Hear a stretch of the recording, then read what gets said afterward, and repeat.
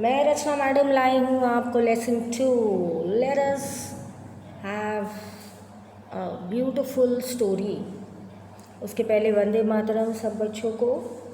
Before you read, you may know that the dog and the wolf are closely related. You may also know something about how over centuries human beings have domesticated and tamed wild animals. Here is the story and how the dog became a tame animal. आपको पता है कि closely related जो है हमसे dog है, ठीक है। डॉग्स कैट्स ऐसे पालतू एनिमल्स हैं जो हम उनको पाल सकते हैं। बाकी वाइल्ड एनिमल्स हैं जिनको हम पाल नहीं सकते, बट स्टिल कुछ लोग पालते हैं। जैसे शेर है, बेर है, वो लोग बहुत ज़्यादा पालते हैं। कुछ लोग उनको सर्कस के लिए यूज़ करते हैं, कुछ लोग अपने स्वार्थ के लिए उनको यूज़ करते हैं। बट हम यहाँ अभी आज बात करेंगे डॉग की बच्चों, 3rd स्टैंडर्ड 6th स्टैंडर्ड। हम ये सोचेंगे आज कि कैसे डॉग किसी के पालतू प्राणी बने। 6th स्टैंडर्ड आज हम देखेंगे how the dog found himself a new master.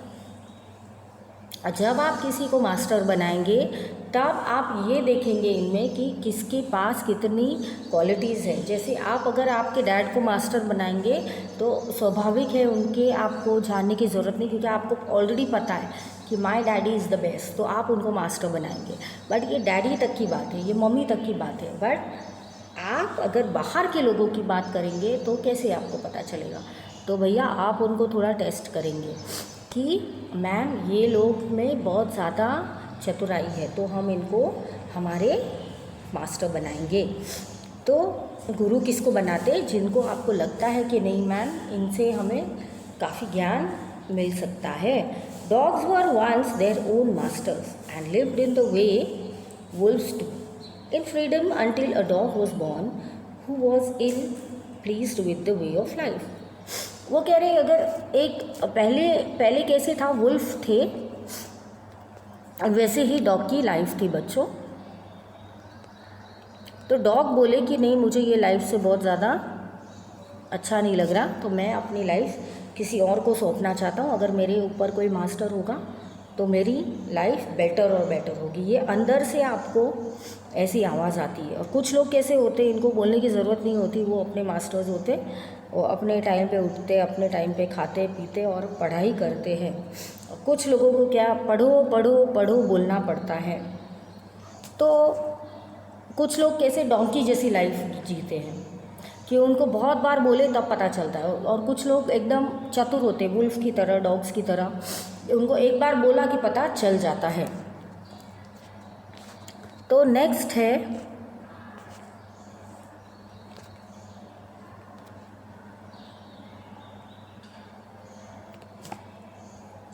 Next page पे बच्चों हम देखेंगे looking for food and being frightened of those who were stronger than him.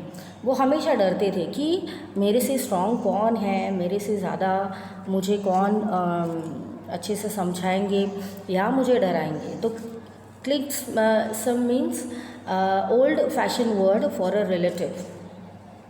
Ill pleased मतलब old fashion word for not happy.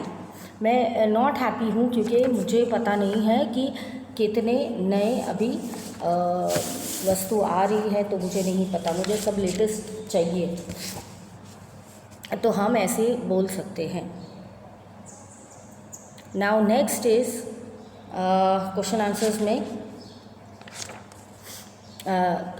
Next paragraph में ही thought it was over and decided that the best thing for him to do was to become a servant of one who has a stronger than anyone on earth and he set out to find such a master.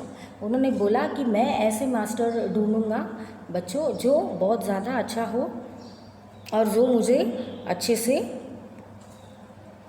समझ पाए और ज्ञान दे पाए। तो he walked and he met a kinsman of his and a big wolf who was as strong as he was fierce. Old-fashioned word for a relative, a violent, frightening. Take up a service with, become the servant of. He walked and he met a kingsman. Kingsman means a relatives. मतलब अगर मैं जा रही हूँ, आप जा रहे हो, तो आपको आपके रिलेटिव मिले तो आप उनको बोल सकते किंग्समैन है। मैं बोलूँ किसके साथ जा रहे हैं आप, तो बोलेंगे मैम ये मेरे रिलेटिव हैं। तो ओल्ड वर्ड है इंग्लिश का किंग्समैन। तो ये अपने किंग्समैन के साथ जा रहे थे बच्चों, जो है अपने कौन, ये वुल्फ। ओके, तो जब वो जा रहे थे तो उन्होंने बोला कि अभी ये वुल्फ से who was a strong and he was very fierce, वो फियर्स थे, किसी को भी देखेंगे तो वो उनको काट के खा जाएंगे, ऐसे थे खतरनाक। Where are you going, dog? The wolf asked. I am looking for someone who could. तो उन्होंने पूछा कहाँ आप जा रहे हो, तो उन्होंने बोला मैं तो ऐसे इंसान की खोज में हूँ जो मेरे मास्टर बन सके, वो मुझे इत्यादि ज्ञान दे सके। I don't see why not, the wolf said कि and this agreed upon. The two of them went on together. They walked, and all of a sudden the wolf lifted his nose into the brushes and the crinked deeper into. What comes over you, master? He asked. What has afraid you so? The dad moved quickly, suddenly. Come over you affected you means affected you. आपको उनका असर होना। जैसे अगर आप किसी को अपना गुरु मानते हैं तो आप उनके स्वाभाविक है कि उनके असरों पे आप गए हैं, वो क्या क्या करते हैं, वो कैसे करते हैं, उनके एडवांटेजेस आपको पता है, तो आप चाहते हो कि आप उनकी तरह बनो। फिर बेर के पास गए। Seeing the bear was stronger, the wolf again said, "The master, I am ready and let us go and find." तो उन्होंने पहले वुल्फ को छोड़ दिया बच्चों, फिर वो गए किनके पास, वो गए बेर के पास। उनको लगा बेर ज़्यादा स्ट्रॉन्गेस्ट है और वो ज़्यादा उनकी देखभाल कर सकेंगे और उनको अच्छे से सिखा पाएंगे। Then he walked soon and he heard of the cows, but just as they were about to come and it was stopped by a terrible noise, the cows were moving and loudly and running in a panic in all directions. The bear looked out from behind a tree and then he ran hastily deeper into the forest. तो ये बातें इन्होंने देखी बच्चों कि क्या था, हमारे जो ये बेर हैं वो देखते ही रह गए और बहुत सारी काउज आए, तो वो देख के भाग के वो फॉरेस्ट में छुप गए। पहले कौन थे, वुल्फ थे। फिर उन्होंने देखा कि वुल्फ के तो कुछ ज़्यादा है नहीं ऐसे इनमें क्वालिटीज़ कि वो मेरे मास्टर बन सके।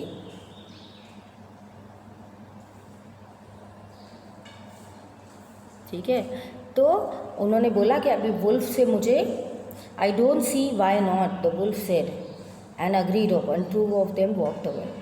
They walked and suddenly lifted his nose and led quickly to the path of the bushes, and the dog was surprised. What comes over you, master? He said. What is afraid to you? Can't you see? Shh! Can't you see?